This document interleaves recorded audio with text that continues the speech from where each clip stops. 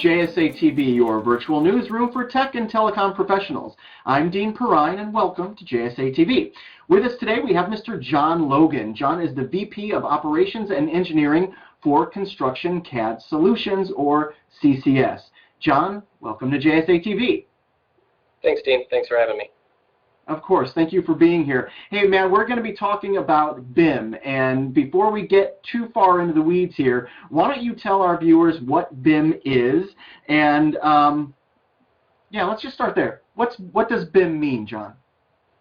BIM is short for Building Information Modeling. It's basically a digital representation of physical characteristics of a place or a building. So it's kind of in easy terms, see it before you build it. Is kind of what I explain it to very easily. It's a great way to design, plan, and implement in any sort of building project that you're looking to do.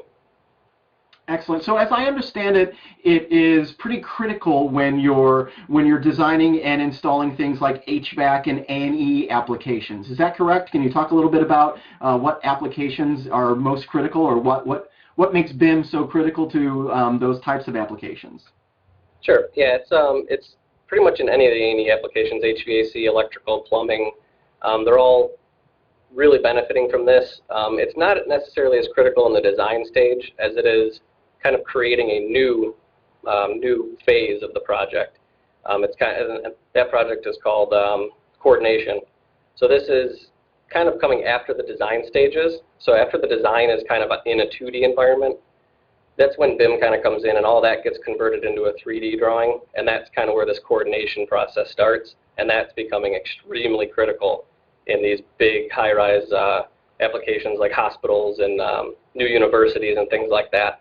It's becoming extremely cost-effective because it's saving a lot of after field changes, so they're not getting hit with a bunch of change orders for something not fitting or anything like that.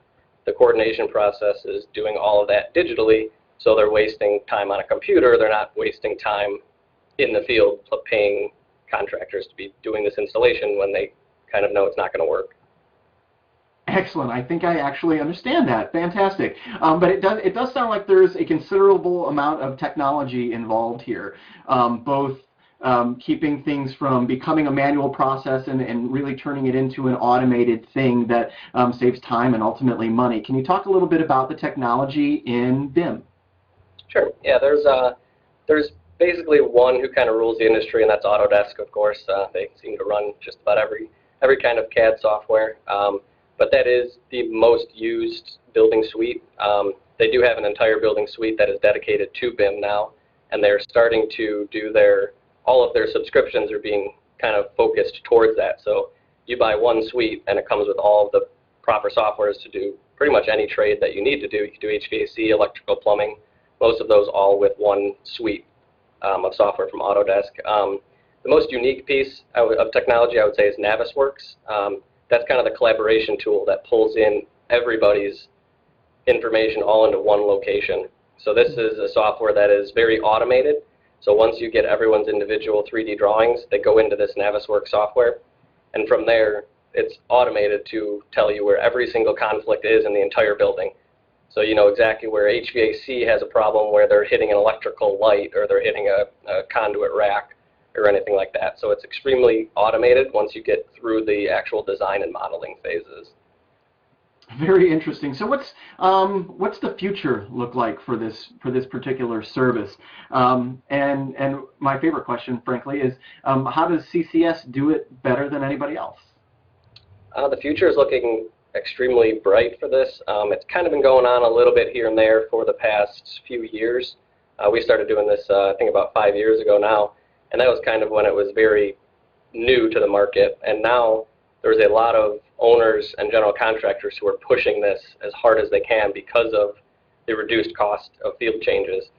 So most owners, for instance, in hospitals, the owner actually takes control of these models. So when the building is constructed, they actually use it for their internal staffing to be able to go find where an electrical light is or where any sort of HVAC that needs to get fixed.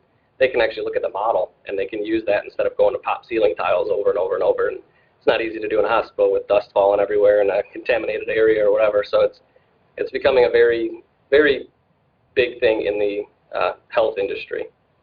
And we're kind of on the front end of it, I guess you could say. We kind of started it, which I think is what gives us a little bit of a leg up over some of the other firms who also do this type of work, is we've kind of seen a lot of it from the start, seen it grow. I think that kind of gives us an upper hand.